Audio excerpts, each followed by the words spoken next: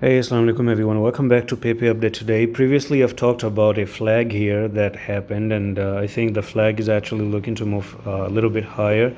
Now, the stop loss here I think is going to be 11046, but on the weekly looks so good. Okay, the weekly is amazing. If I go into the weekly time frame, and by the way, August entry is opened up for my signals, so we have 9 more days to close for August entries.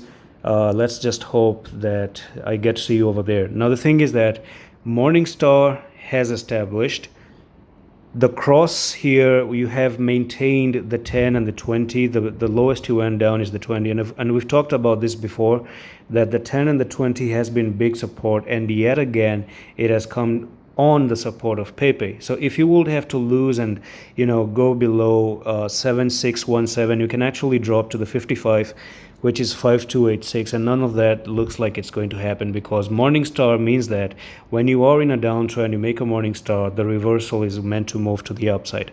So the target that I do see is hopefully we get to go back to this all-time high one more time, which is 1700, and perhaps take some stop losses out here along the way. So that's all for this quick update. I'm very confident we're just going to be pushing to the upside. Today is the last day of the week, and tomorrow you start Monday.